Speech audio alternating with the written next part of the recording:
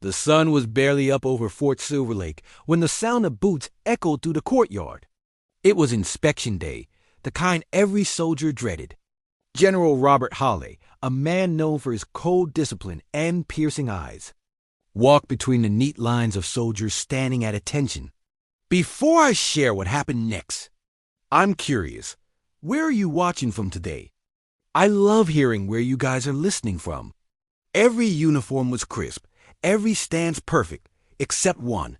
Private Emma Brooks stood near the end of the formation. Her uniform was flawless, but her eyes, they told a story. There was a faint bruise along her jawline, half covered by careful makeup. She hoped no one would notice, especially not the general. But fate has a way of finding the truth dot as Hale passed by. His sharp eyes caught the discoloration. He stopped abruptly. The sound of his boots ceased, and silence fell across the courtyard like a heavy blanket. Every soldier held their breath. "Private Brooks," he said quietly, "step forward."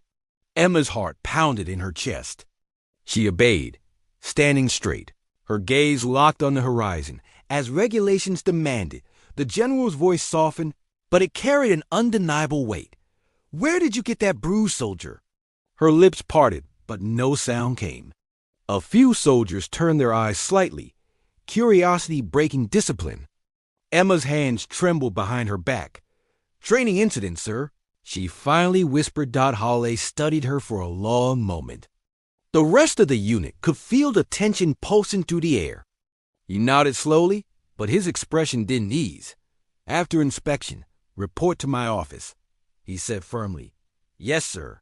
When he walked away, whispers began to stir quietly among the ranks.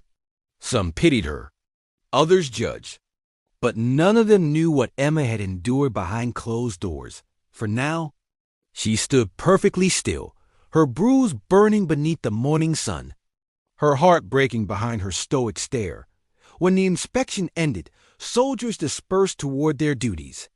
But for Emma, every step toward the general's office felt like walking deeper into a storm. The hallway was silent, lined with flags and medals, symbols of honor, courage, and sacrifice. But behind Emma's calm expression, her spirit trembled. She paused outside the office door, took a deep breath, and knocked. "Enter," came the firm voice from inside. General Hale sat behind his desk, his uniform immaculate, his expression unreadable. He gestured for her to sit, but Emma remained standing, at attention. "Relax, Private," he said softly. "You're not in trouble." She hesitated, then nodded slightly. The general leaned forward. "Now tell me the truth. That bruise, it wasn't from training, was it?" Her throat tightened. Tears threatened, but she forced them back. "Permission to remain silent, sir." Hale sighed, setting his pen down. "You've served under me for nearly a year, Brooks. You've never missed a drill, never complained, never backed down. But today, you're scared. That tells me something's wrong." Her eyes flicked up for the first time, and in that brief moment, he saw the exhaustion, the fear, and the quiet plea for help she couldn't voice. Finally, her lips trembled. "It's nothing, sir. I felt—" "Stop," he interrupted gently. "Don't lie to me." That broke her. Her composure cracked like glass. Tears rolled down her cheeks as she whispered, "It's Sergeant Miller, sir. He's been hitting me." The words hung in the air like a gunshot. General Hale froze, his jaw tightening as the full weight of her confession sank in. Miller, a senior sergeant, decorated and respected, was one of his most trusted men. "Why didn't you report it?" Hale asked, his voice now laced with anger. Not at her, but at the injustice. Emma shook her head. "He said no one would believe me, that I'd lose my position, that I'd be labeled a problem soldier." The general stood up slowly, his eyes burning with restrained fury. He walked to the window, staring out at the field where soldiers trained, laughing, shouting, living under the illusion of brotherhood and respect. Then he turned back to her, voice low but firm. "Private Brooks, I promise you, this ends today." She looked up, startled. Sir, I don't care who he is or what he's done for this unit. No man raises a hand against one of my soldiers. Not while I'm in command. For the first time in months, Emma's shoulders relaxed just slightly. She didn't smile, but the faintest hint of relief softened her face dot as she saluted and left the room. General Hale reached for the phone on his desk. His voice, once calm, now carried steel. "Get me Sergeant Miller. Now?" Minutes later, the door opened. Sergeant Miller walked in with his usual swagger, tall, broad-shouldered, confident. His medals gleamed, and his expression carried the arrogance of a man who thought he was untouchable. "Sir, you wanted to see me?" Miller asked, standing at ease. General Hale's eyes didn't move from the papers on his desk. He spoke slowly, each word deliberate. "Yes, I've received a report about your conduct." Miller raised an eyebrow. "Conduct, sir?" Hale looked up. "Private Brooks." For a split second, Miller's confident face twitched. "What about her?" "She came to me this morning with something concerning." "Said you've been abusive." The silence that followed was suffocating. Miller forced a chuckle. "Sir, with all due respect, she's probably misinterpreting things. She's been under a lot of pressure lately. Enough?" Hale's voice cut through the air like a blade. "You will not manipulate your way out of this." Miller's jaw clenched. "Sir, are you accusing me without evidence?" The general stood, his full height and authority filling the room. "I'm warning you, Sergeant. I've seen men like you before, the kind who hide behind their rank to control and intimidate." "Sir," Hale slammed his hand on the desk. The sound was sharp, final, not another word. Miller went pale. "You think your service record protects you? Think again. I have already ordered an internal inquiry. Until it's completed, you are suspended from duty. Effective immediately." The sergeant's composure cracked. "Sir, please, this will ruin my career. You should have thought of that before you laid a hand on one of my soldiers." Miller's fist tightened. For a second, Hale thought he might lash out, but the weight of command in the general's stare kept him frozen. "Report to the military police?" "Sergeant," Hale said coldly. "You'll turn in your weapon and await further instruction." Miller's voice shook with barely concealed rage. "Yes, sir." As he left, the air seemed to shift, as though the poison he carried was finally leaving the room. When the door shut, Hale exhaled deeply. The facade of composure cracked for just a moment. He looked at the photo on his desk, his daughter in uniform smiling proudly. For a fleeting second, he imagined her being treated that way. That thought ignited something deeper in him. He pressed the intercom. "Corporal Davis, send Private Brooks back in." Emma entered the office again, her steps cautious. The atmosphere felt different now. The air still carried tension, but also a sense of change, like a storm that had just passed. "Private Brooks," General Hale said quietly, "you can stand easy." She nodded and clasped her trembling hands in front of her. "Yes, sir." He studied her face, the bruise, the swollen edge of her lip, the quiet pain behind her eyes.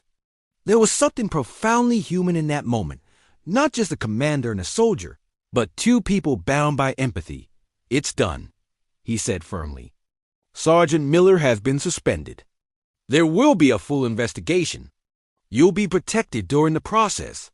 Her eyes widened slightly. "He's suspended?" "Yes, and if the inquiry confirms what I already believe, he'll be court-martialed." Hale's tone softened. "No one will ever lay a hand on you again." For a moment, Emma couldn't speak. Her lips trembled as she whispered, "Thank you, sir." He nodded, but his eyes carried a trace of sorrow. "I should have seen it sooner. You've been hiding this for months, haven't you?" A tear slid down her cheek. "Yes, sir. I thought if I complained, people would think I was weak." The general stepped around his desk, standing beside her, not as her superior, but as someone who cared. "Courage," he said, "isn't just fighting on the battlefield. Sometimes it's surviving the war inside your own base." That broke her completely. She covered her face, sobbing quietly. Hale placed a hand on her shoulder, firm, reassuring, fatherly. "You're not alone anymore, Brooks. I'll make sure you get counseling and time to recover. You've earned more than just respect. You've earned peace." Emma nodded, still crying. "I don't want to be seen as a victim, sir." Hale gave a faint, proud smile. "You won't be.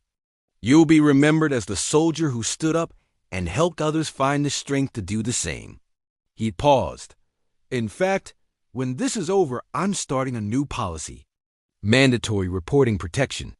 No soldier, male or female, will ever have to fear speaking up again." Emma looked at him with disbelief. "You do that?